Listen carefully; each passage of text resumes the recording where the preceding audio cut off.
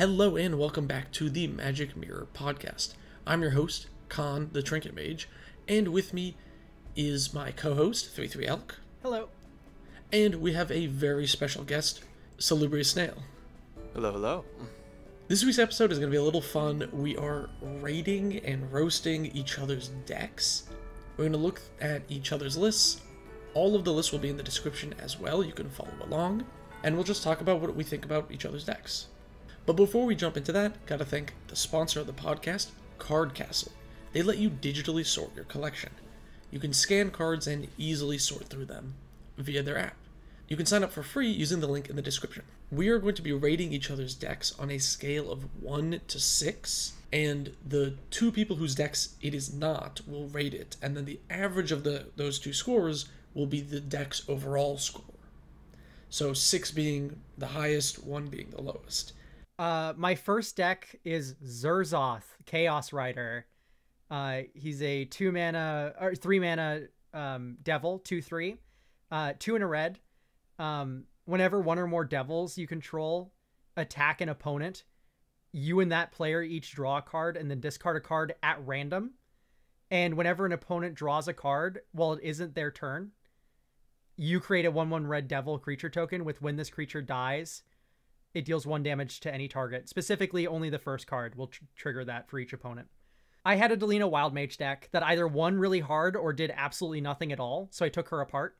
What I was left with was a bunch of red staples like Impact Tremors, Perforos. So I wanted a deck also that used Cavalcade of Calamity really well, since it was my favorite aggro card in Standard at the time, but I didn't want to build Krenko or Torbran, so I chose Zerzoth. The plan is mostly just to stick a 2 or 3 mana devil and then play Zerzoth, get some value right away, and then just snowball and try to win from there. So Zerzoth is a commander I've seen a few times, and he always does things, which I think is fun because that's the problem with sometimes when you play like mono red or mono white, you can like end up doing nothing. But he's so low to the ground at 3 mana, you're always like disrupting people and doing his stuff. Yeah, what I like about Zerzoth is that there's a lot of compact value. You play Zerzoth, and once you start, ticking up those triggers, you can pretty consistently get 3 devils a turn, right? Oh, absolutely. Yeah.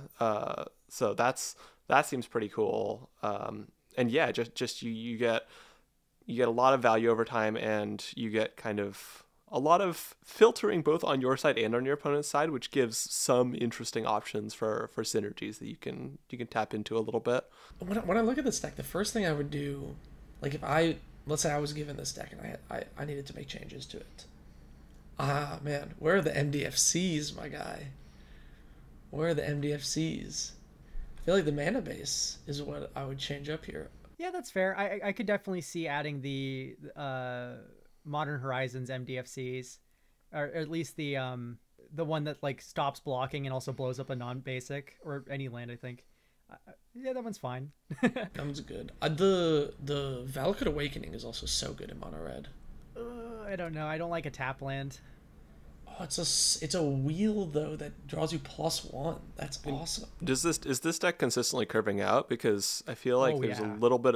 Really? Okay. So the main issue is that there's actually not a lot of good devils. Yeah, right. You're stuck with a bad type. Yeah. But the 2 mana devil department is not very full.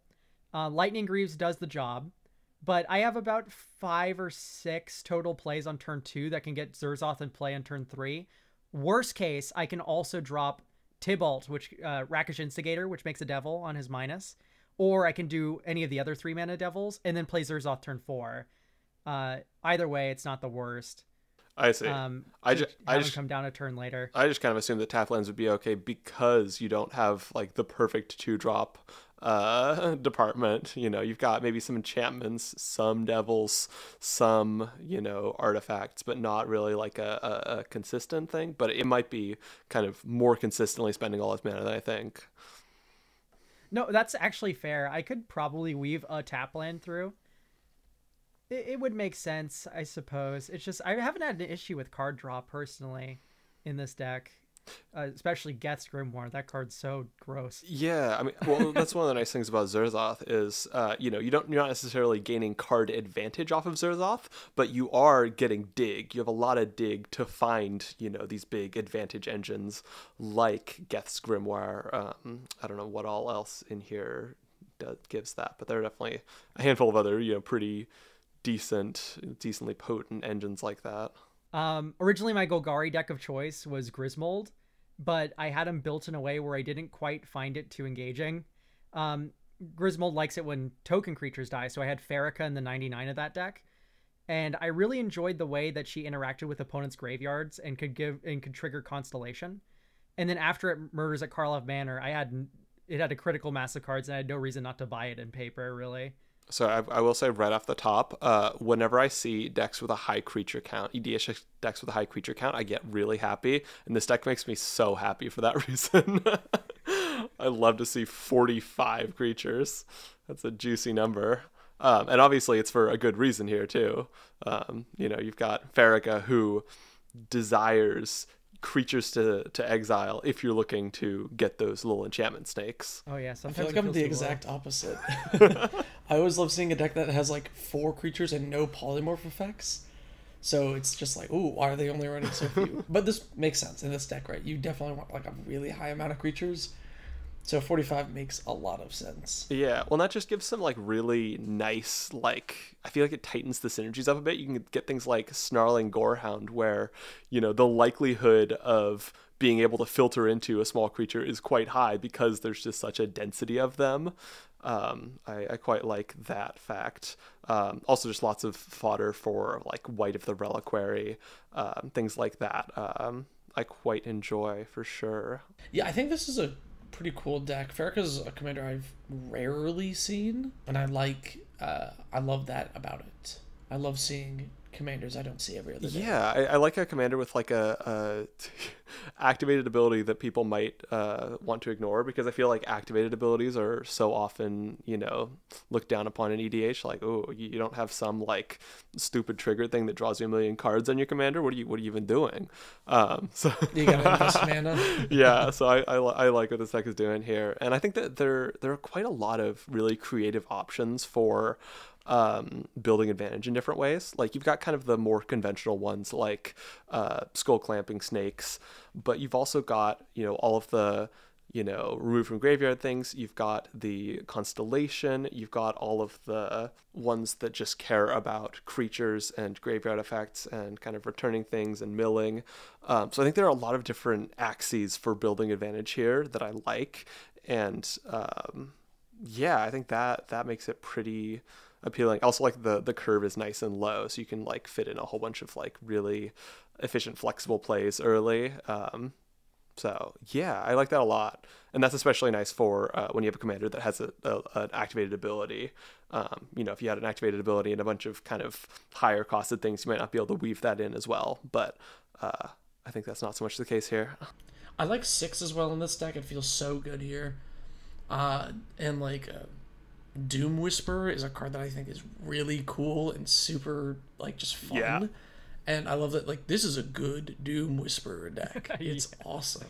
Absolutely. Quick question. Have you considered Dryad Arbor for this list? I'm curious about that. I actually have. Dryad Arbor was a card I considered because I do have Green Sun Zenith. The problem is that GSZ on turn 1 for a Dryad Arbor just doesn't pack the same punch in Commander as it does in other formats. And then also just like, if I draw it as a like land drop, it's a little bit problematic. If I make it my land drop for turn and it gets blown up, that's a little bit problematic. I already have so many dorks in the deck. I am counting, I think 5, just like looking at it directly right now, that ramp is really not the problem. And if you count Utopia Sprawl and Wild Growth as a dork as well, I have like critical mass kind of dorkage. So I didn't really feel the need to have the Arbor in there as well. Yeah, I was just curious because it is fun to do stuff like you can pitch it to 6 to like retrace something, and then you get to exile it with your commander and stuff. Yeah, that's definitely fun for sure. For my creature lands of choice, it's Bogart Trawler. Notably, that card's so good. I don't run the green ones because I am on the Arbor Elf train to untap forests. Yeah. So replacing forests with the modal double face green creature and then untapped green land on the other side cards was a little bit too much for me because I find Arbor Elf to be very strong. Oh yeah, Arbor Elf is real good. This is a cool deck, though. I think this is probably going to be ranking highly among yours. Yeah. All right, next one. Next is Tekethal. Oh, baby, Dice Factory. Yeah, Tekethal's a commander I'd normally shy away from. I'm not a big fan of do X twice effects. He doubles all of your proliferates. But I found that proliferate doubling is actually really charming instead of really annoying and boring. Not to mention being mono blue really helped temper the power since there are only 33 cards that are mono blue legal that have proliferate in their rules text, and most of those are really bad cards.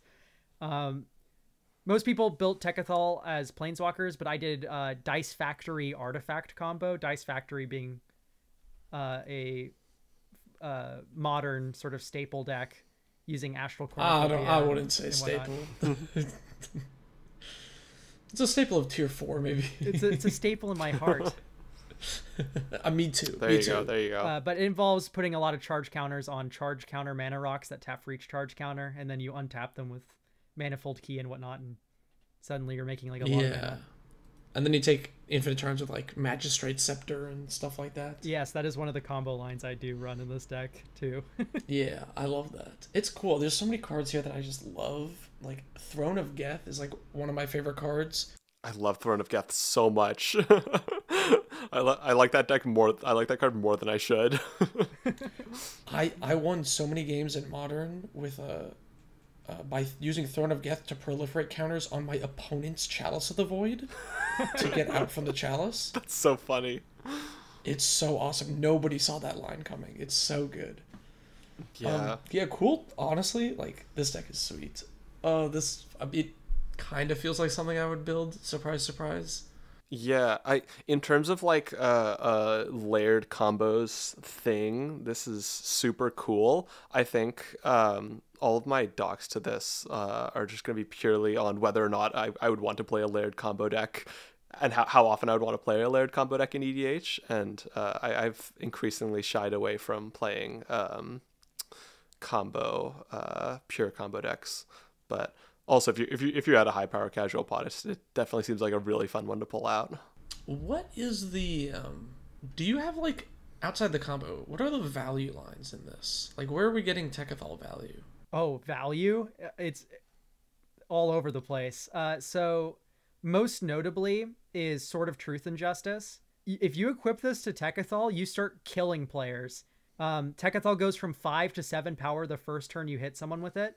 And then from there, you can actually you can have a really fair beatdown plan with Sword of Truth and Justice. Besides that, Benthic Biomancer, you don't have to combo with it. It's just a free loot every single time you proliferate. Ingenious Prodigy is a Phyrexian Arena, so long as you have the ability to keep proliferating the counters on it, and then you remove it on your upkeep to draw cards. It's the sort of thing where I imagine all of your tutor lines are artifact based, so things that aren't artifacts aren't necessarily going to be as grabbable, I would imagine. Oh yeah, you'd have to stumble into those sort of things. That being said, there are a couple that are grabbable. I think my favorite thing in this deck in terms of synergy is Thing in the Ice. That card is hilarious with Tekethal because it enters with 4 ice counters. And then Tekethal can use his ability to remove 3 of those counters from it to gain indestructible counter, which you can proliferate on Tekethal and move around with nesting grounds. Thing in the Ice, when it's at 1 counter, you can flip it very easily by casting any instant or sorcery. You flip it, it returns all non-horror creatures to their owner's hands when it flips. Tekethal's a horror, so it doesn't get bounced by the Thing in the Ice. That's kind of fun. This is a cool deck, though. This is pretty sweet. I mean, Tekethal is like, I like the whole Dominus cycle a lot, actually, and Tekethal's one I really haven't seen much. And this deck plays like 3 Tezzerets, and I love Tezzeret. Yeah. Yes. Kura, the Boundless Sky, is the next deck. I was trying really hard to find a mono green commander at this point because I already had a monocolored deck for each other color. So I originally actually passed over Kura multiple times, thinking her death trigger only searched you 3 basic lands. That's not what the card says. It's 3 of any. Yeah. So with triple Sylvan Scrying in the command zone, I built this ode to lands. You think like if you think killing your own creature in mono green's hard, by the way, it's really not. There's a lot of options, as it turns out. I have not had an issue killing Kura in this deck. That's what I was asking about the moxfield searching earlier, because I went to search sacrifice, and I couldn't find the search box that I assume exists, because why would you build a deck builder without a search box? Yeah, I think it's only for if you're building the deck, maybe. Oh. Well, I mean, like searching within the deck. Seems like a that's a good feature. Go use Architect, folks. you can cut that if you want. I'll leave it in. What Moxfield said they didn't sponsor me when I asked. So it's on them.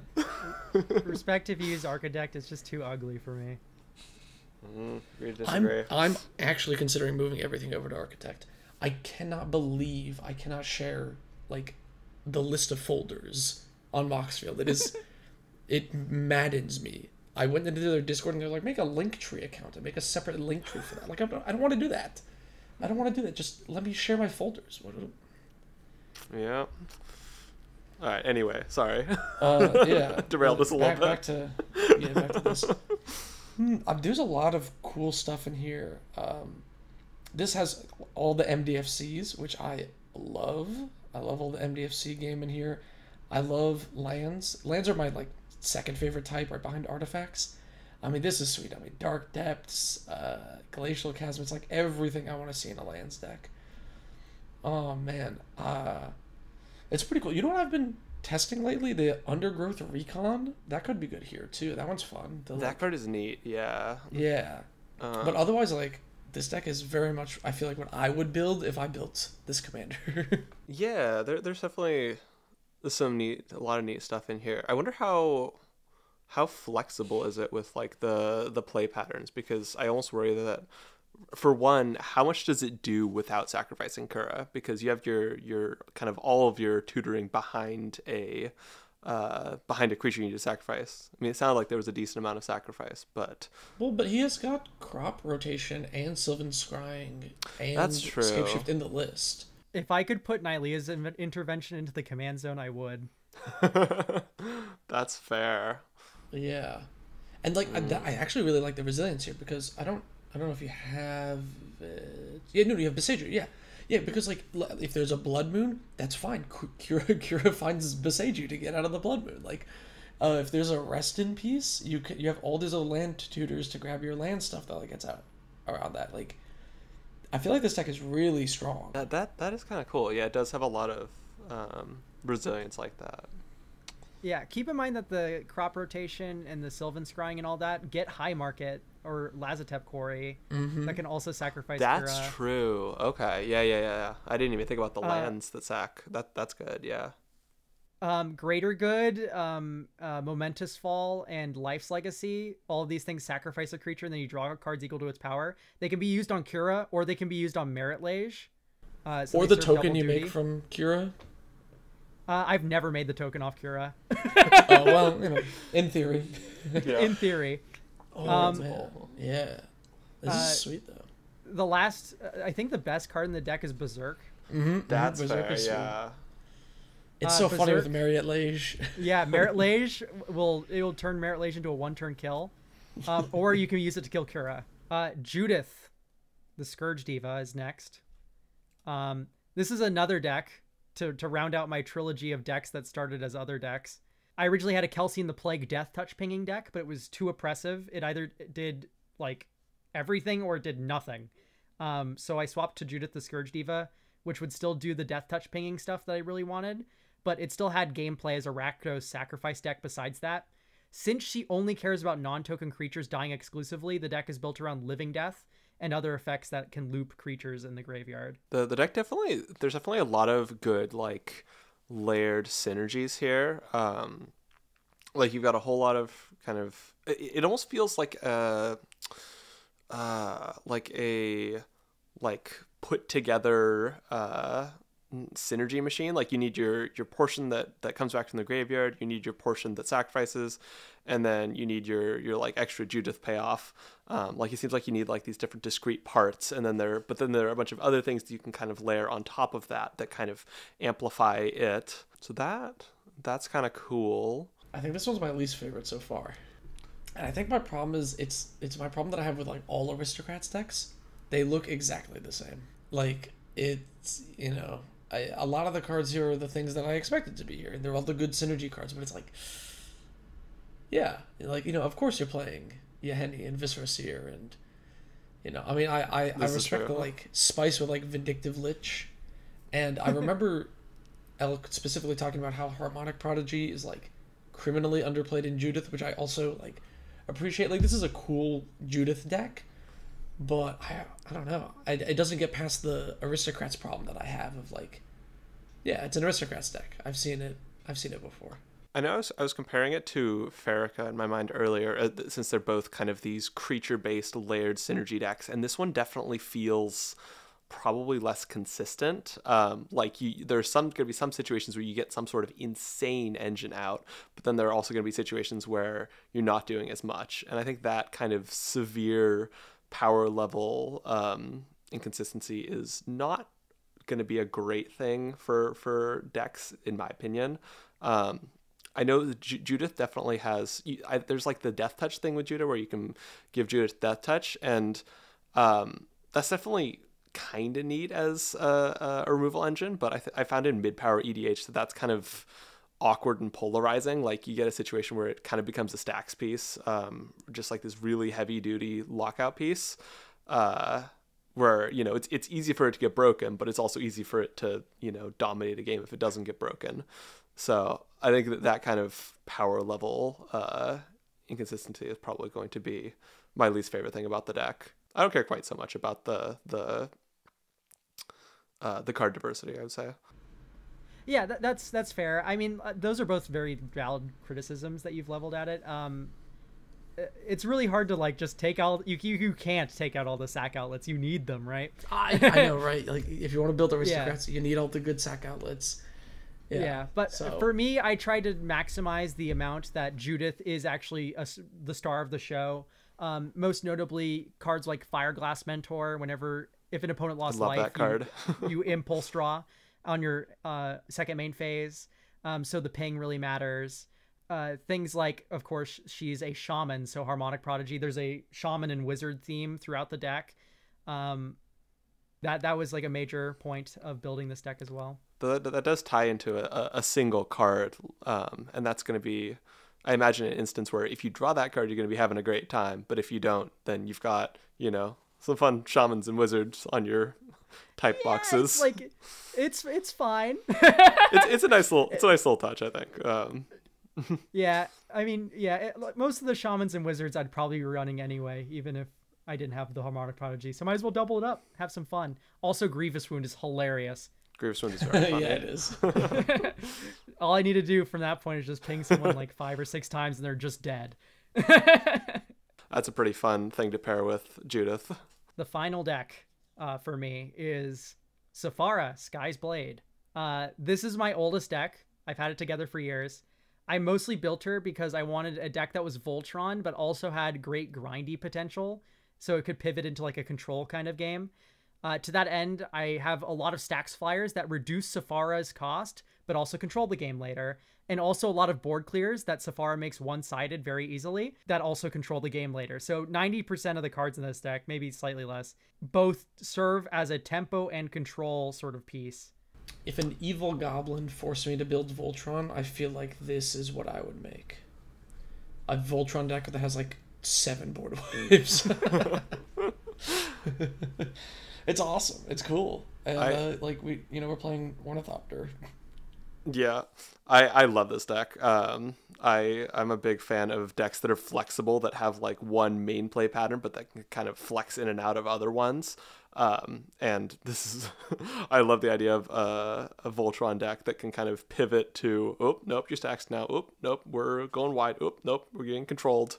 You know, I just love that. And I think, Sephara is just like a very compact threat. Like you have such a notable threat in the command zone, and the fact that it makes everything else indestructible is pretty big. So I quite like that. I think that's a really cool kind of central pillar to build off of. It's also a deck that can change often and be upgraded, which I imagine is why you've kept the deck around for so long. Anytime they print a 2/1 or 0 mana flyer, you can consider it for this deck basically. And flying shows up all the time. They make dinky flyers all the time, so like you're constantly going to be able to have all these like extra options that might be showing up here and there. Yeah, for sure. Oh man, I would kill for some more 2-for-1 like Rousing of Souls type flying threats where it's just like multiple flyers in a can, Midnight Haunting, stuff like that. One more wizards, please, for mono white. I beg of you. Oh, okay, interesting. So we have some agreements here. All right. Yeah. So for Zurzoth, I gave it a 2, and you also gave it a 2. So I think we're in agreement there. It's like it's another same problem I had with Judith. It's like it's Zurzoth. I know exactly what's in this list. Yeah. There's just like a lot of stuff that's kind of expected from mono red decks. It's like, yeah, you're gonna get the you know, escalation damage cards. That's what's gonna happen. Certainly a cool deck. I would happily play it, but yeah, definitely not as interesting, not as punchy as some of the decks. Farrakha, I gave a 3, and you gave a 5. I like that deck. I'm a big fan. I think I like the weird oddball commander choice, and I think just a very creature dense synergy overlapping deck is just very, very cool. I'm a big fan. I respect the commander choice as well. It's just not my cup of tea. And then Tekathal, I gave a 4, and you gave a 3. Yeah. I imagine opposite, right? It's just not your cup of tea. Yeah, not so much. Yeah, like it's fine. I would definitely try it out, and I try to have some combo decks in my pool. But yeah, that kind of play style is just not so much for me. But the deck itself is quite cool in how it's constructed. Yeah, I love artifact combo. I don't play it super often, which is why I put it at a 4, but it's pretty cool. It's a deck that runs the Trinket Mage. I can't hate it, you know? Yeah. Kura is a sushi restaurant, but also a deck that we ranked, and I gave it a 5, and you gave it a 4. Yeah. I think this commander is pretty sweet. Yeah, it's just such a cool card. And then, interestingly, Judith, we both gave a 1. Yeah.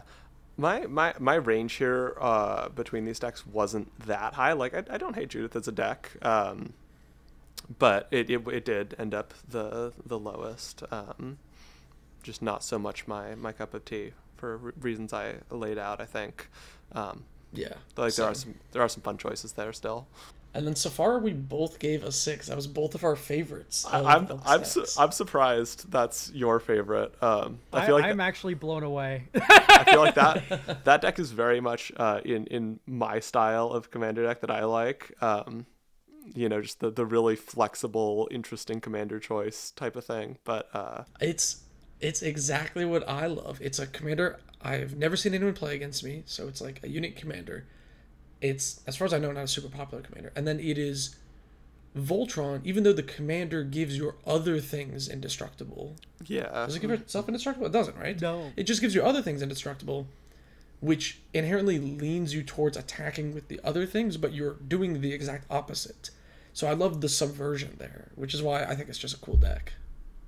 Oh man, yeah. It's so funny to have like a wall of indestructible flying blockers, and you're just holding onto the monarchy for dear life, hoping no one can so trample cool. creature. That's fun, yeah. Now I'm going to take the average of both of those scores and rate all 6 decks in order. For Elk, we have Judith at the bottom with an average of 1, Zurzoth next with an average of 2, Kura in number 3 with an average of 4.5, and then Tekathal and Farrakha both got an average of 5.5 and are tied for second highest, and then Safara got an average of 6. So in the comments, feel free to also rank Elk's decks 1 through 6, your least favorite being 1, favorite being 6. Let us know. We'll be in there checking it out. Start with Tawanos. So this is my Salvaging Station Hidden Commander deck. It is Bauble Tribal. I I feel like this is the deck that like embodies me the most as the Trinket Mage, as it's all about playing Salvaging Station, copying Salvaging Station, looping baubles back and forth, bouncing things with Aether Spellbomb, drawing cards. Win cons are pretty fun because I have like things that clone artifacts. So once you eventually get like a Cityscape Leveler in play and then you clone it with like a Sculpting Steel and you have like 2 of them and you're doubling the trigger with Taunos, it's really sweet. And then the Millennium Calendar is a funny win con with Taunos. I actually got a win with it yesterday on stream against patrons. That's the one with counters, right? Yeah, when it gets counters when on your untap step, and then you can pay 2, tap it to double the counters on it. And once it has 1,000 or more, you sack it, and each opponent loses 1,000 life. And that's like one of my main win cons. That's a funny card. Hard to beat this one for me. This one's so good. Yeah, this is one of those decks where I have to imagine you just keep finding new ways that the cards play together that you didn't expect. And that's always fun when you just have like a million different ways to put together things to form these goofy little engines. Oh yeah, I have accidentally gone infinite with different iterations of this deck many times. I'm confident you can't go infinite in this list, but commenters prove me wrong. You know, you're in a good zone when there's high risk of going accidentally infinite, even though you can't find a combo if you go looking for it in the list. That's funny stuff. But yeah, I like this list a lot. There's a lot of fun stuff here. I don't know if this is the kind of deck I would want to play. When I'm in a game, I usually play simpler decks where things are easier to put together and where I can focus on the strategy elements more. But I can respect a really technical deck like this. Yeah, not to be the resident Golgari only player, but man, I would play Glissa in a heartbeat so much. But this looks like it would be very similar to Glissa, where you're just like popping so many value artifacts back to back and like copying them. Oh man, like copying like a Pyrite Spellbomb or you have an Aether Spellbomb. Yeah, you do in here. Oh, I love that sort of value. It's so funny. I played Glissa as a Bauble Tribal commander. I've played Bauble Tribal in almost every color combination. That's Confirmed fun. Suspicions is crazy to me. I cut Force of Will for Confirmed Suspicions. That's very cool. funny. That's really funny. Because the deck Respect. goes like pretty late, so I was just hard casting Force of Will. I was like, this card sucks. So I swapped it with Confirmed Suspicions, and the deck's done better. Well, also, like, it's a very artifact-based deck. You probably don't have that your many blue cards. Yeah, your blue card count is really low. I'm seeing like maybe 10, 12. Confirmed that makes Suspicions sense. is so funny. 5 mana counter target spell investigate 3 times. That is insane. It's a funny card. And next is Jessica Timna. So this is the deck sort of has 2 halves. It is half a goad deck, where I'm just trying to goad my opponent's creatures plus 0 Jessica on them to triple the damage, so it slams in for like a ton. And then the person that I'm goading, I'm usually just attacking with Timna and other evasive dorks to draw cards. And that's kind of the 2 halves of the deck. So there's a goad half and the power 2 or less matters half. Yeah, I definitely like a Jessica. I will say that the Jessica paired with Goad seems a little bit gimmicky to me. Like, you can give a goaded thing Jessica boost, but why? It's gonna be more effective if you do it to your own thing every time. I don't know if I agree. I think it's really funny to Jessica boost something. It's just so cool because it's until your next turn. It's such an interesting way to use Jessica. It's Like, a subversion of the usual use of the card for sure. Yeah, like I love that the mixing with Goad with Jessica. I'm the exact opposite. I think that's really worth celebrating. I think this deck's really funny because of that exactly. Interestingly, I noticed like Blood-Soaked Insight, which is like it costs 1 less for each 1 life your opponent's lost this turn. Bloodletter of Aclazotz doubles life loss during your turn.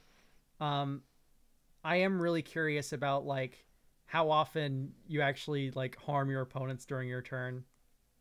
Very often. So, if I goad something with, if I goad something and I don't need to buff it with Jessica, I can Jessica my own Timna or my own evasive creature, and then it domes them for 6, and then that gets doubled to like 12.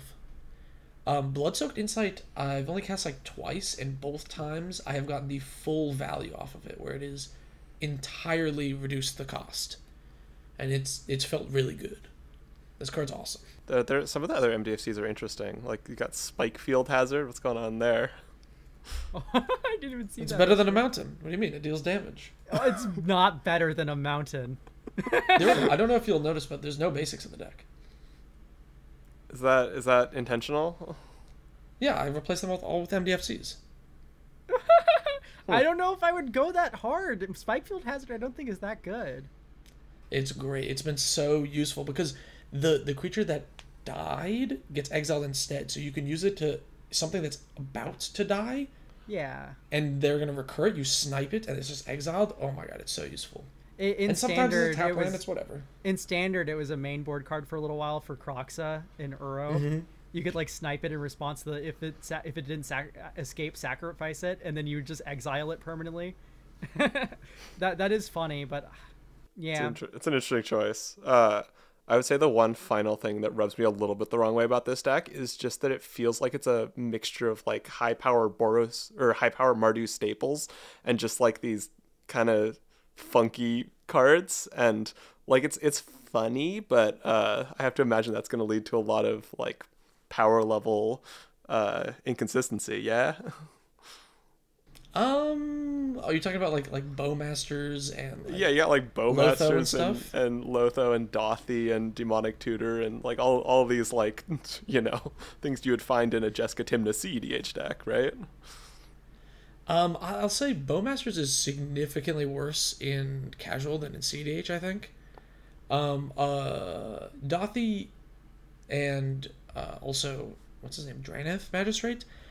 I can see what you're saying there. They're definitely like pretty strong. The Draneth is more in the deck because I like the Draneth that I have. It's like a signed test print.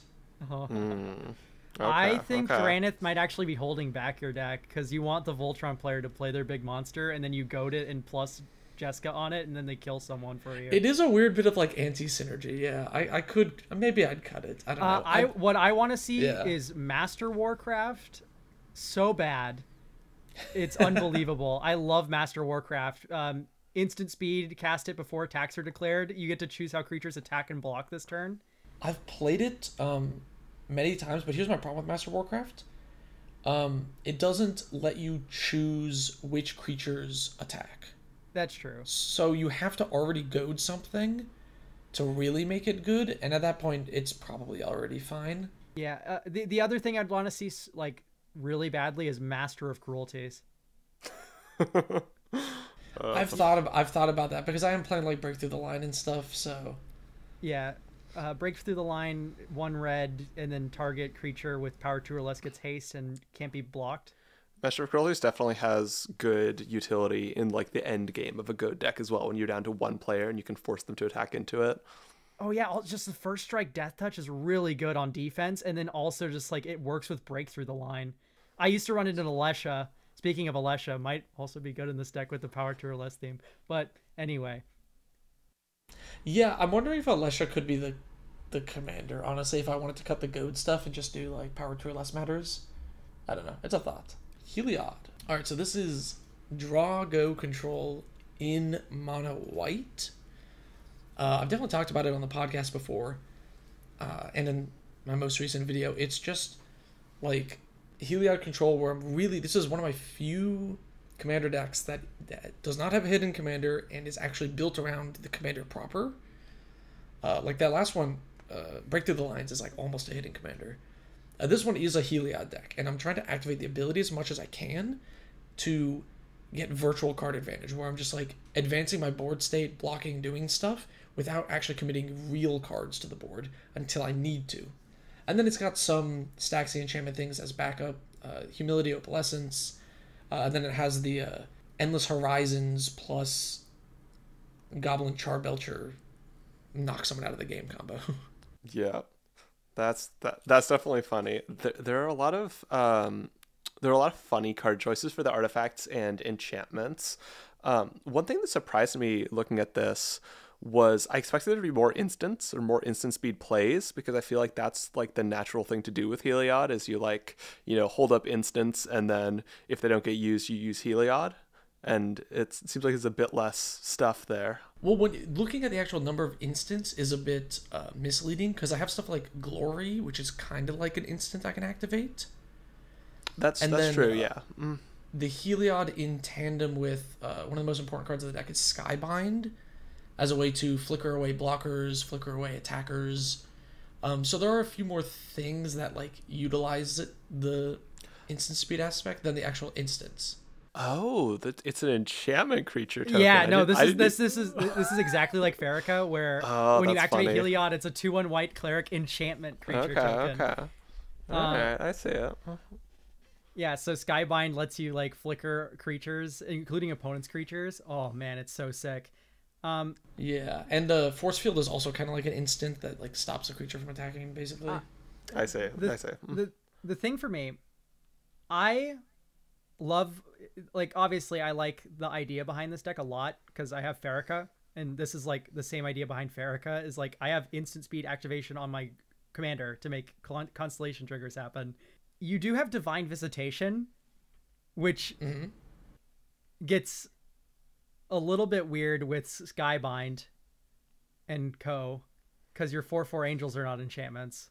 Correct. It is technically a non-bo if I play either of them, but I almost never want both of those in play at the same time, because I don't want Heliod to be a creature.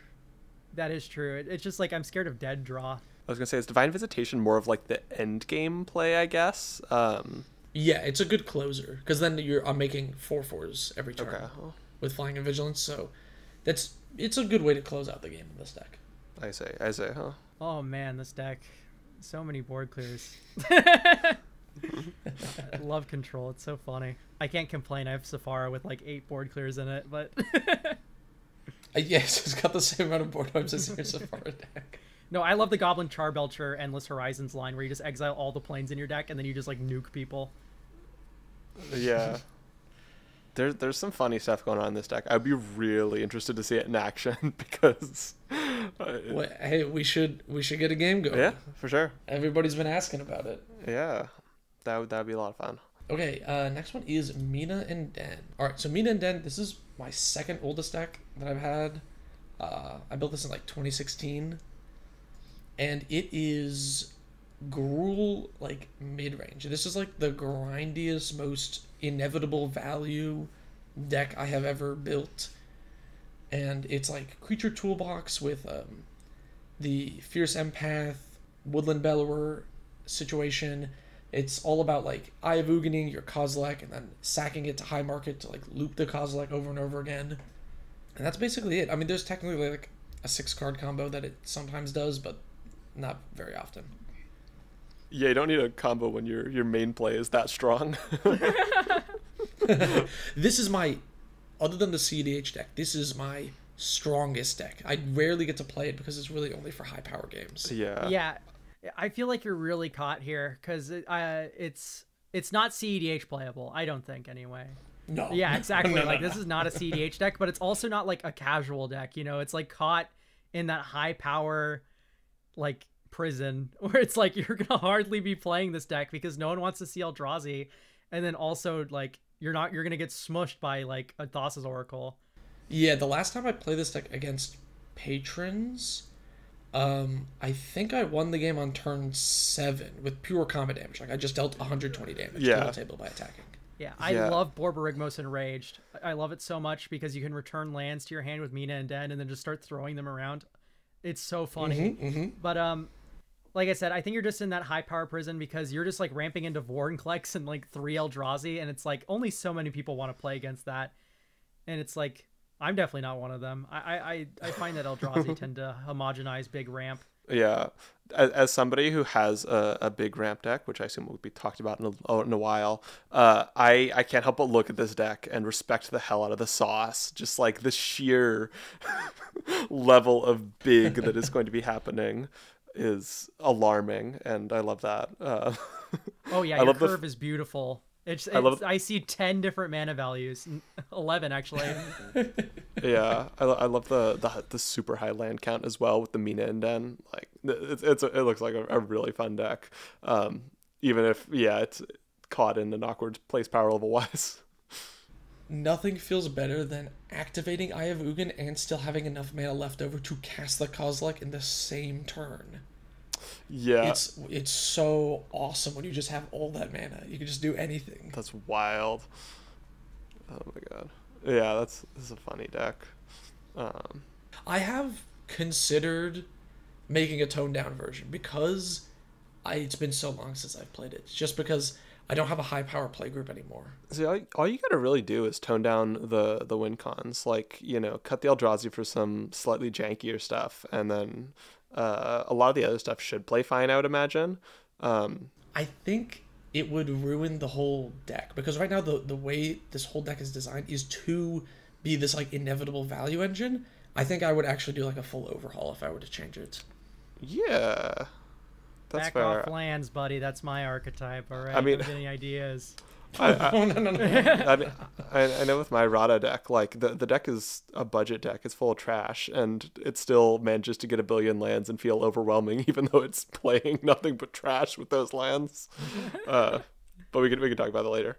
But yeah, this is a funny deck. I like it. Foxglove. So this deck is basically, it plays like Legacy Delver. You play one threat and you kind of want to stick it and just play control from there, sort of tempo-y. And the idea is you play Mr. Foxglove and you cheat out, I don't know, Jin Gitaxis or Vorinclex or something, insert big thing here, Coma, whatever, right? And then the rest of the deck is sort of like politics plus control. The idea of this deck is I wanted to play cards that I strongly dislike. So Secret Rendezvous is in here, Cut a Deal is also in here, Tempt with Discovery is also in here, and Tempting Contract are all cards I don't like. I hate all these cards. So I wanted to build a deck around all these cards that I don't like. And that's kind of where this deck came from. Yeah, the other thing that catches me a little off guard is the like Azuri's Predation, Seasons Past Expropriate, where it's like I feel like you'd want to be more in on interaction if your whole thing is just sticking a big monster and then just like farming the game off of it. I wonder if there's. So when I looked at this, I thought that maybe like something more like a stacks pivot would help it out. Because I think you've run into the issue that you're trying to suppress the table, while keeping a big monster online. But that seems like it's going to be tricky, with everybody just kind of doing their own thing unsuppressed. Correct. That's the theory behind the politics aspects of it, with using cards like Cut a Deal to try and like curry favor and like buy extra turns, Longer River's Pull to see if I can like point people in the direction of other opponents, stuff like that. Mm-hmm. I'm not necessarily trying to stick the threat the fastest I can. I am happy you adopted the abundance tech with Mr. Foxglove, where Yeah, you suggested I it. love the abundance tech with Mr. Foxglove. The wording of Mr. Foxglove is you can show and tell a creature into play personally if you didn't draw cards by attacking with him. Abundance replaces the instance of drawing cards. Oh, that's funny. with revealing from the top, so you can draw cards off Mr. Foxglove and cheat too. Oh, it's so much fun. That's pretty good. It's pretty sweet. I like that. This is on my newest deck, so I'm gonna say it's the least tuned. Yeah. I like the idea here. I like the theory you're working with. But yeah, it's definitely it's interesting. Have you played with it much? I've gotten a couple games in. I don't really like it that much. I mean, it's built around cards I don't like. So. Yeah, no, that's fair. I haven't really built a deck with those kind of political, give your opponents things cards. Like I've used like some of the tempt cards that are like good, but not so much other cards that are in that vein. I need to test it more, and then I can make my video on it and scrap the deck. This is my least favorite of my decks. This is fair. Jace Vryn's Prodigy. This is my oldest deck. I haven't updated it. I don't know what to cut for Mana Crypt as of now, so I don't know. Pretend it's something else, I guess. This is my High Tide CDH deck. Back in 2015, 2016, it was a real CDH deck, and it hasn't been meta since like 2018 probably. Yet I still play it. I still take it to CDH events. I still love getting people because nobody's seen this deck in like a decade, and most CDH players have no clue what it does, which is fun, and I love it. And this is like my most, I mean, it's my most expensive deck. It's my most foiled out deck. It's just the one I've been working on the longest. Yeah, I love a good High Tide. I'm a huge Legacy nerd, and I remember when High Tide was still good in Legacy. Oh, my heart breaks. Yeah, no, but High Tide, Extra Planar Lens, those are your mana doublers. Hope they don't get interacted with. It can be very fragile at times, but when you pop off with a huge High Tide combo turn, there's nothing like it. It's so much fun. Yeah, and double high tiding with Jace is yeah. so fun because then your islands tap for 3. Yeah. Oh yeah, of course. Yeah, this deck looks like a lot of fun for the sort of person who likes this deck. For me, this deck looks like a nightmare to play, but I definitely. It's like impossible. If I like handed it to someone, they wouldn't be able to win the game. Even if it was a CDH deck against like precons, I don't think I could win. That's funny. But yeah, I love the weird CDH vibe. I love going for something weird. I gotta respect that. Oh, man, Palancron represent. It's one of the best cards in the deck. It's so fun. And there's a lot of like, if you look into considering, there's a couple of other like weird goofy things that might replace Mana Crypt, like Reality Spasm and stuff.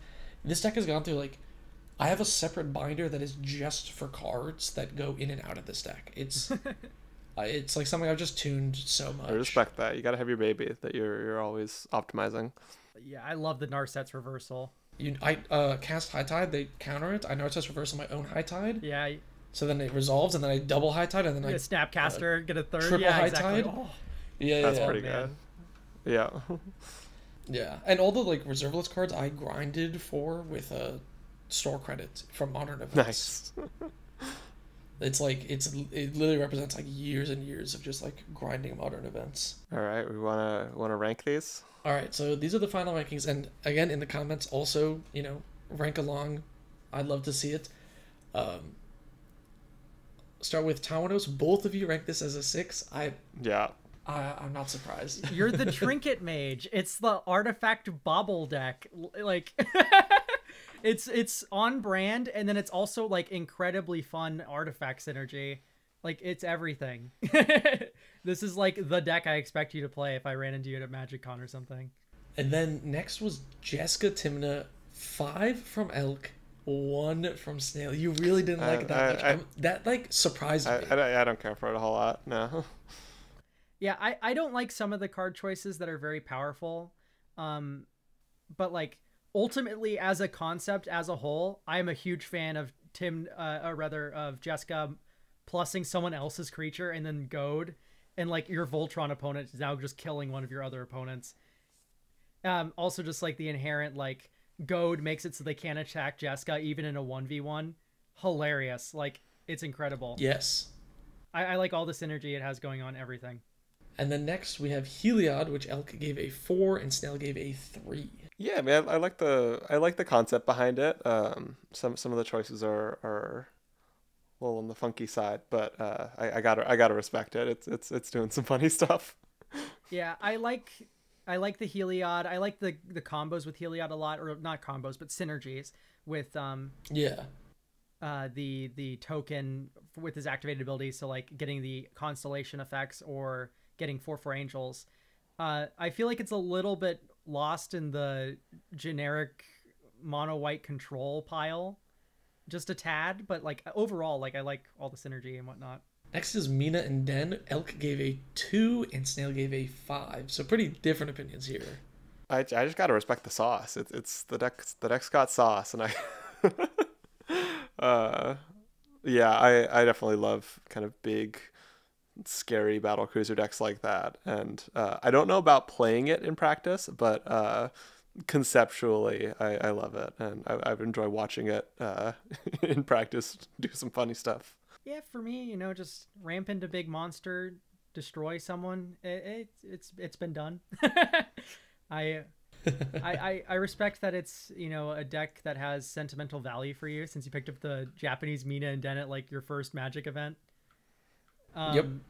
But like ultimately for me, I wish you were doing more with the commander than just like turbo ramping. Like you have the cute stuff with Borborygmos at that top end. That's more what I want to see, and less just like I ramp into big monster and kill everyone with it.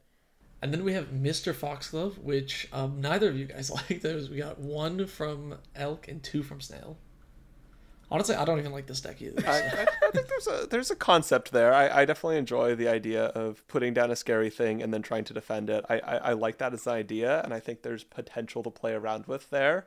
The current deck list is, I don't know if it gets quite there for me, but it's interesting.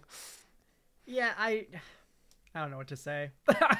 It's the same thing with Mina and Den. It's put a big monster in play. At least this one has some sort of like counter play going on a little bit, but it's still just falling a little too much for me. And lastly, Jace, we got a 3 from Elk and a 4 from Snail. Yeah, I mean it's I don't think it's ever a deck that I would want to play, but it's a very cool list with a lot of fun stuff in it, and I gotta respect the ingenuity. I love High Tide. I just like Heliod and Tawnos a little more from you. That's fair. Here are the average scores for me, Foxglove at the bottom with an average of 1.5, Jessica Timna next with an average of 3, Heliod, Jace, and Mina and Den all tied with an average score of 3.5, and Taurnos at the top with an average of 6. Francisco Malcolm. Yes, so this one is... This guy's playing CDH. It's like almost fringe CEDH, but it's maybe a little too weak in the card quality. It's my only high power deck, and the goal is to basically perfectly curve out 1 cost pirate turn 1, Francisco turn 2 to start filtering, and then Malcolm turn 3 to start building up a treasure count. And then the ultimate goal is to pull off a time sieve combo around turn 5-ish, which can be done with 2 other pirates in addition to Malcolm and an artifact amplifier.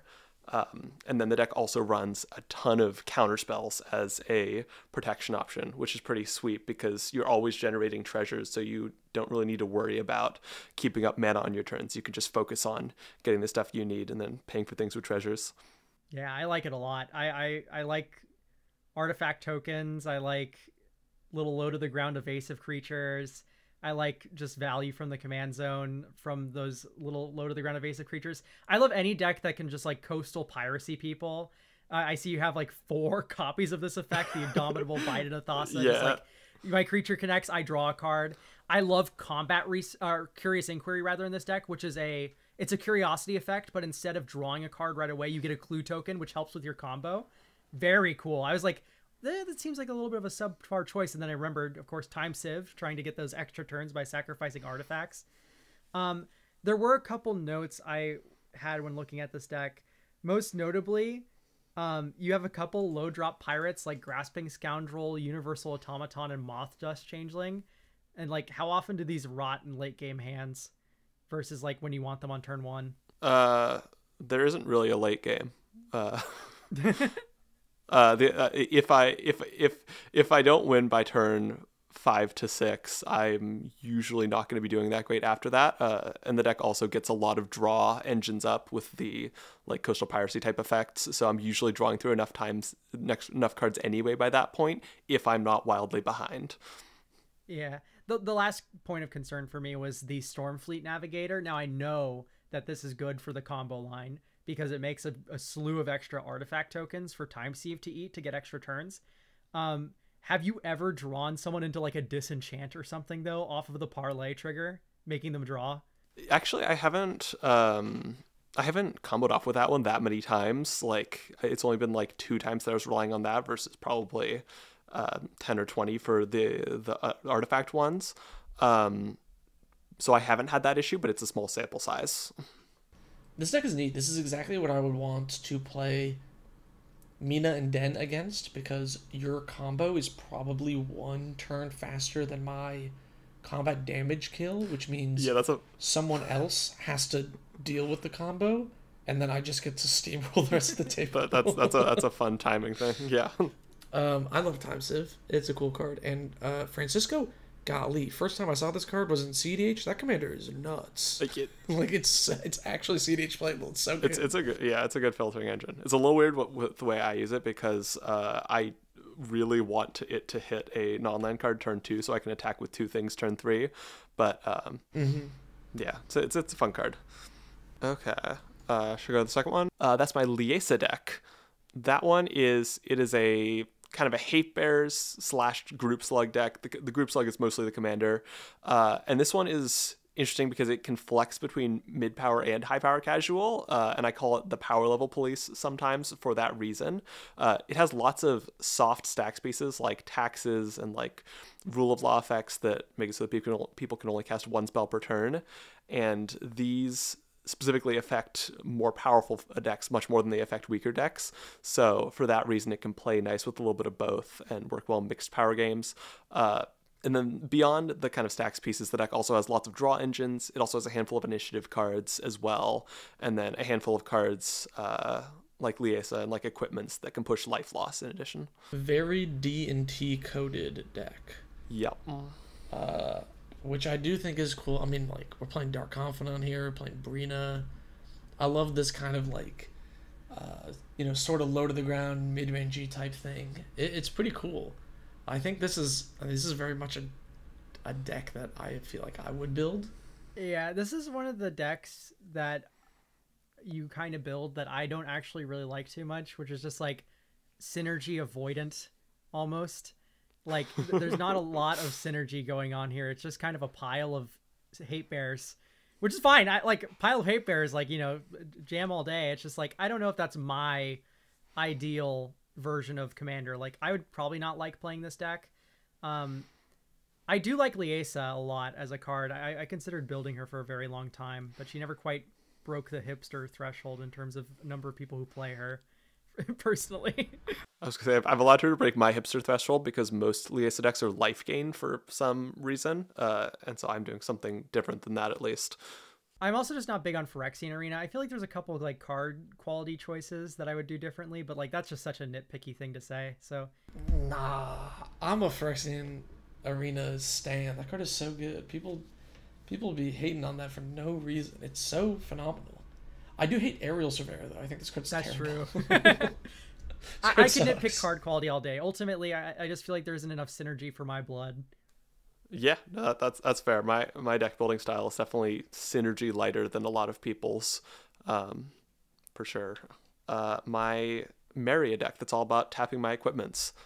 This was built initially as kind of a meme, but because tapping equipments is funny, but it did become a serious deck because it does actually have interesting play patterns. So it's a mid-power Voltron deck that has Maria as the commander. The idea is that I play my equipments and then I tap them for mana and card advantage using Maria. The mana boost is actually really sweet. A lot of times I can play an equipment, tap it, and then use that mana to equip itself if it has an equip cost of 1. So I can throw equipments on Maria quite quickly. And then it also allows the deck to easily keep up mana for protection spells, since I can, tap out playing equipments and then hold up some mana for, like some sort of 1-cost protection spell, Tyvar Stand, something like that. And it has 12 total protection cards between instants and equipment. We got Hot Soup, plus points. Oh, hell yeah. Home run. I love this deck so much. Hot Soup's hilarious, too. Can't be blocked when it's dealt damage, destroy it. And the flavor text coming through. Oh, yeah, it's great.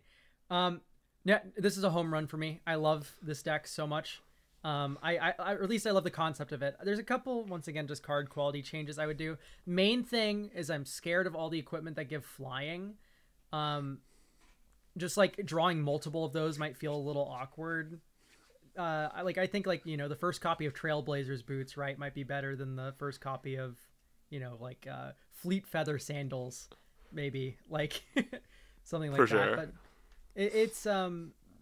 But that's just a small thing though. I do notice that 2 interesting cards you have in here, Champion of Flame and Goblin Gavalier. They're both trampling creatures that get bigger for each equipment you have equipped to them. I'm curious if you've actually killed people with those cards before. Yes, I have. And those are definitely. I could cut those theoretically because I usually equip Temeria, but those can be nice alternative equip options. And the Cavalier in particular is so efficient to get online. I can slam it turn 1, equipment turn 2. I could see a universe where I cut them, but I've gotten enough kills with them that and gotten enough kills in situations where I didn't have evasion for Maria, that I'm keeping them in. That's very fair. Last thing I need to say, Sarenth Steelseeker, any deck that runs this is like automatically like, I love it. Sarenth Steelseeker basically explores whenever an artifact enters the battlefield under your control. It's not gated to once a turn, and so in like any sort of deck that spews out artifacts, clue tokens, treasures, Sarenth Steelseeker like explores like 10, 20 cards in a game. It's absurd for a 2-drop. My next deck is my Malphagor deck. So this was one that I originally built like 4 years ago, and then just last month kind of revamped with some higher power cards and some tuning up of card choices that were maybe questionable 4 years ago. So it's a mid-power, I would call it a grindy aggro deck. It's running lots of kind of flexible 2 to 3 drop creatures with either some draw attached or some other things, and then it has a major discard theme, so 20 cards in it that discard. And so it has all these little creatures that draw in order to rebuild a hand after it goes Hellbent, which it does with the commander because the commander discards your hand and then makes opponents sacrifice for each card discarded. That effect is also nice for clearing the way because this is a deck with a bunch of little grindy creatures. So being able to kick opponents' stuff out of the way to get them to go in is nice. And it's also nice because it puts opponents in a bind where either they have to keep something in hand and risk discarding it or play it out and risk sacrificing it to Malphagor. Something you said in your Malphagor video I found really interesting. That you had originally added stuff like Waste Knot and then found that it kind of did the thing too hard, so you cut it. I think that's really interesting because I feel like a lot of times when I build decks that like do their thing, I then just scrap the whole deck as soon as it like pops off perfectly. I think it's actually just strange and interesting to me that you instead just cut the synergy pieces. Well, specifically, I did that because that wasn't the thing I determined to myself. I thought that fit in because it's a thing that goes with discard spells. But then I realized that the reason I liked the deck and the reason I'd had so many enjoyable games with it was because it had this really kind of scrappy, low to the ground play style where the whole table gets hellbent and then we do this kind of slug, cage fight magic game.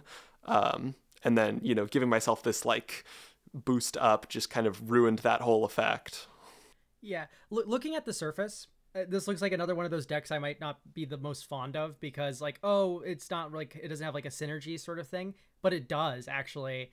I really like, yeah, well that's the thing is like I really like the fact that it's like a perfect mix of tempo madness and like graveyard synergy.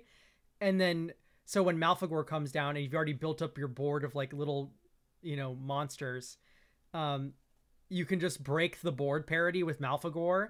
Everyone else is hellbent, so might as well join them. And then you just beat people down because they don't have blockers anymore. You just plague winded them with Malphagor by discarding your hand. So like I like that play pattern a lot.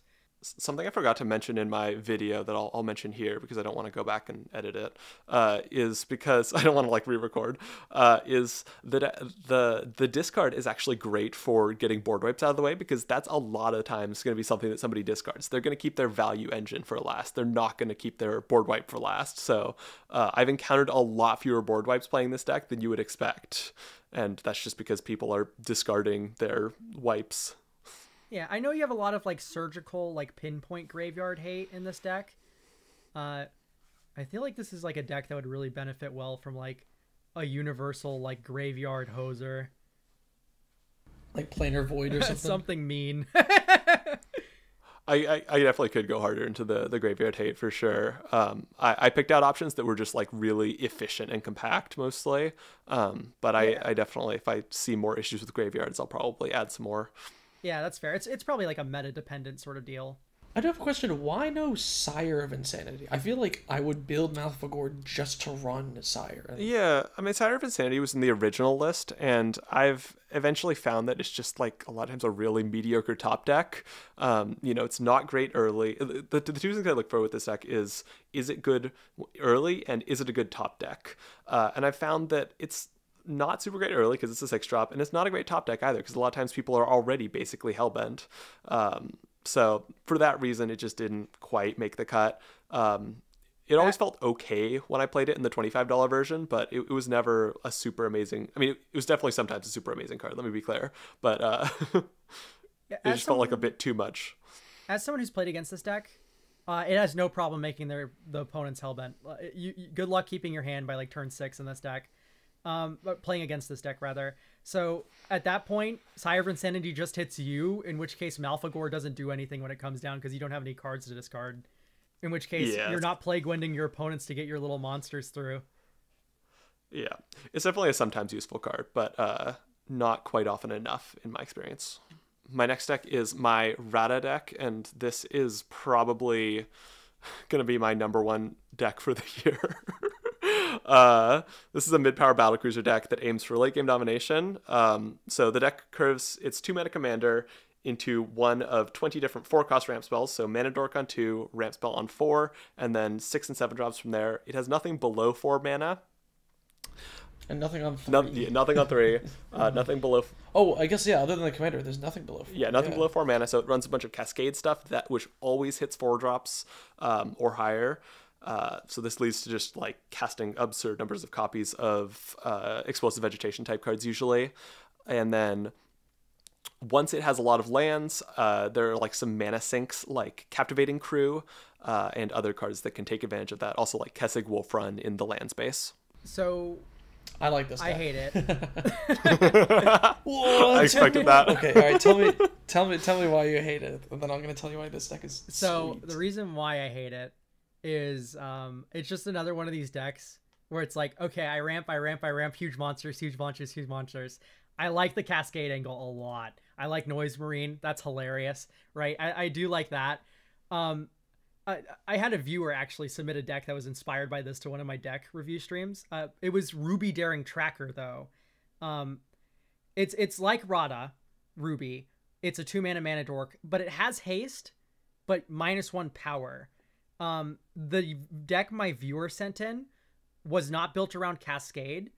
It had a lot of 1-mana like protection spells, so that way they never got blanked on their way to the turn 4 ramp spell. I can see a play pattern in this deck where you play Rada turn 2 and someone abrades it, and then you just play your land on turn 3 and pass, and then turn 4 you ramp, which is not ideal. It hurts, I imagine. I feel like this deck takes advantage of the fact that doesn't happen in casual play. Like yes, you could beat this deck really, really easily, right? You remove Rada and then you counter the ramp spell on 4, and this deck is so far behind it probably loses instantly. But I imagine that has happened like 0 times. I mean, honestly, like this is an inevitability deck, so it's happened like once or twice, but yes, it doesn't happen often, and also it doesn't matter. Like if somebody kills my commander, I'll be sad. The table will feel a little bit bad for me. Maybe this is a late game deck anyway. You know, if I'm a turn behind, whatever. I don't care. I absolutely love the combustible Gear Hulk though. Yeah, it's sweet. Oh, I love it. I also had a patron build a deck inspired by this, and they used the 2-mana Doctor's Companion. Yes, that's probably the optimal choice if you're looking to build the deck. I feel like I got a lot of people mentioning with the TARDIS. That. Yeah. I like this better though. This is fair. I think you need more lands. Oh yeah, I need 41. 41. That's chump numbers. I'm curious, when you are cascading and doing these like giant cascade loops, how often are you hitting like 4-6 lands in a single turn? Often, a lot. Okay. I'm curious about what you think about Stone Cedar Hierophant. It's a 4-mana. It's a 4-mana card that taps to untap a land, and it has landfall to untap itself. Oh, that's a spicy card. That's a funny card. That would be a really funny 6 landfalls. you untap all the lands that entered. Oh my gosh! Like, come on, that's hilarious. Okay. That's Oh, that's so tempting. Oh my god. I was gonna suggest the same card. It's a I funny one. might have to give that a try. That's stupid. Yeah. Like I said, I like the cascade aspect of this deck, but it's just like, oh, I hate ramp in the big thing. I totally get why you hate it, and there are some days where I hate it as well. But it just like my control player roots are just made so happy by this, like, you know, all powerful, just stupid late game deck. My final deck is my Shroom Slide deck. This is probably the most complicated of my decks. This is the one where I'm trying hardest to be a synergy boy. So it's a mid-power toolbox control deck. It plays Astral Slide and then uses its 38 cycling cards to flicker ETB creatures. There's a big artifact sub-theme, and it also has the artifact recurring commander, and also has artifacts that have a life gain ETB, has one that's a board wipe ETB, some draw ETBs, and then one of its big win cons is an ETB that sets an opponent's life total to 10. And then it likes to win through either flying beats with that card or just overwhelming advantage, you know, getting enough engines going, recurring enough cool stuff that it manages to get there. And it is a super toolboxy deck. It has tutors for artifacts, has tutors for enchantments, and it has a wizard cycling package, and then also a whole bunch of land cycling, various things that can find other cycling cards. This deck is so cool. You got a wizard cycling package with Vidalcan Archmage, Treasure Mage, Tribute Mage, and Trinket Mage in the deck. I mean, did I make this deck? Did you like zuck this idea out of my brain? Like, this is so this cool. Deck, I legitimately, like, your other decks are cool. This one, legitimately, I hate you. I want this to be my idea so bad. Same, honestly. The envy is flowing. I love this deck. I love cycling. I love everything I like about it. It's so perfect. I love Shroom. I played it as Bauble Tribal at some point. Yeah. It's funny because this deck is very, like, out of character for me. This is a deck that was really hard for me to build. This is all of my decks like that I try to build. Like, every card synergizes with everything else, and there's like a toolbox package built within. Oh, I love it. Anything with like, oh, I need to think about 7 different lines of play from this one card in my hand is like insane. I love it so much. I feel like the deck does the two things, the artifact synergy stuff with the cycling stuff, really well, because it really has this artifact and enchantment like crossover kind of effect. There's Tortured Existence, which lets you discard creature cards to return a different creature card from your graveyard to your hand to like loop cycling creatures. That's interesting. I haven't considered it, but that's kind of what the enchantment, where is it? Oversold Cemetery. That's what that's there for, kind of. But I could definitely add another thing like that. I see. My other thing is I built a cycling deck once. I tried to, and it was with Tola's Clever Conductor. Yeah, Me too. that's the Esper one. It's a 3/1. Yeah. Whenever you discard a card, you exile it under Tola's, and then when Tola's dies, you return all the cards exiled under her to your hand. Yeah, that's one that I considered. I just didn't want to have to fuss around with sack outlets or anything. That's fair. Okay, and then I have some rapid fire cycling card considerations. Yeah, I haven't updated this deck in forever because thinking about it makes my head hurt. So you can feel free to send me recommendations, and I'll think about it whenever I get the mental energy to update this. I do have one because let me just mention one then, because you have this in the sideboard, Hall of Heliod's Generosity. Yeah. You're familiar with the Shark Typhoon loop with that, right?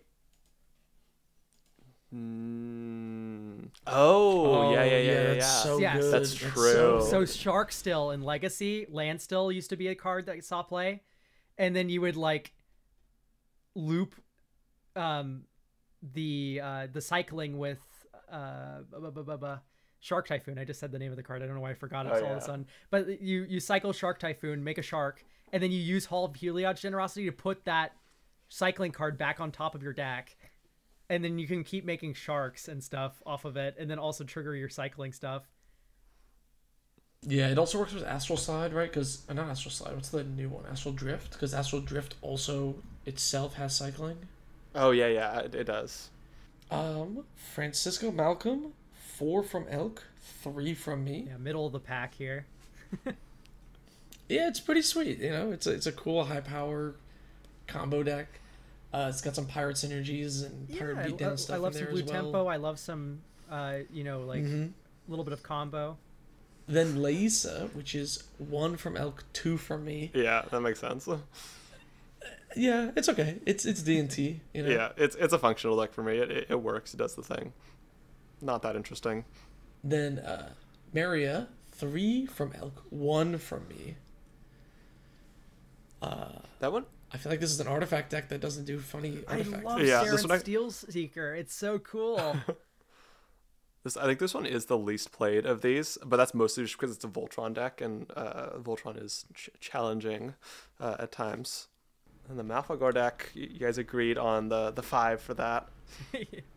Yeah, it's cool. It's cool. This is like, of all your decks, this is the one that has probably inspired me to build something. I like the idea of like discard aggro. I played a Neheb the Rakdos one for a little while, and I really liked that deck.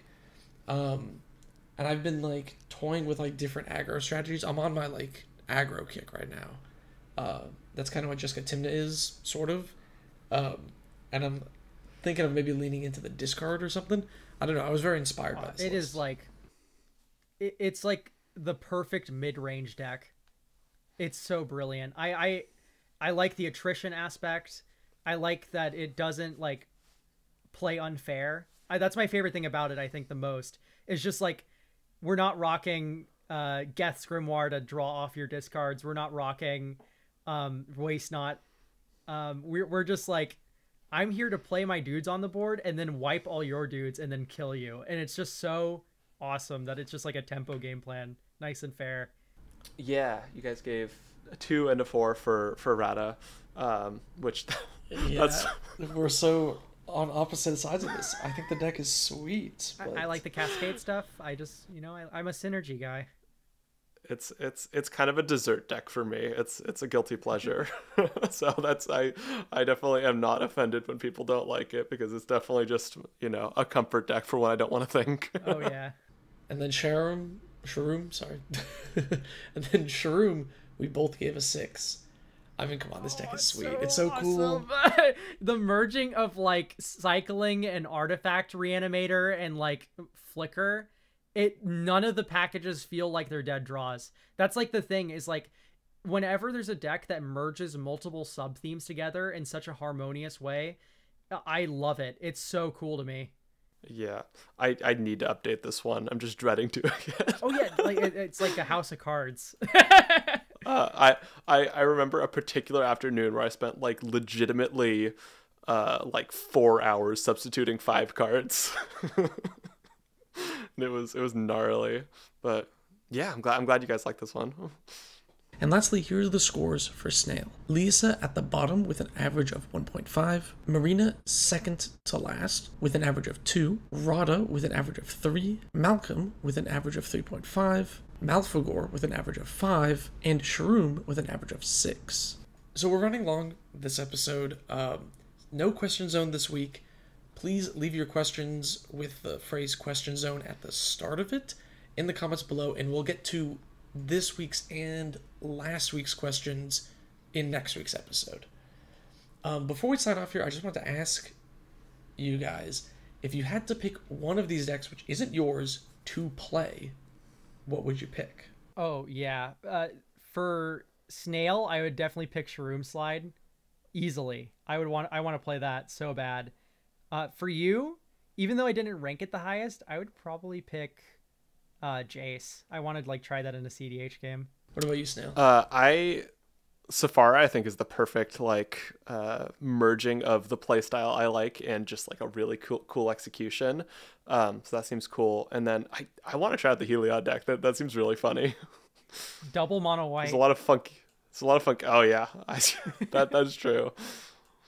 For me, it's probably gonna be Sharoom as well. It seems really sweet. I love it. And then if I were to play any of Elk's decks, I feel like I would just want to play Tekethal once. Exactly one time. I would get the combo, and then I would scrap the deck. You dismantle my deck. Yeah, I would go to your house and I would tear it to shreds. Yep. That's good. All right. We were recording this quite late. We should Yeah. probably close up the podcast. Yep. Yep. All right. Thanks to everybody for Yippee. listening. We'll see you next week. Yippee indeed. Yippee.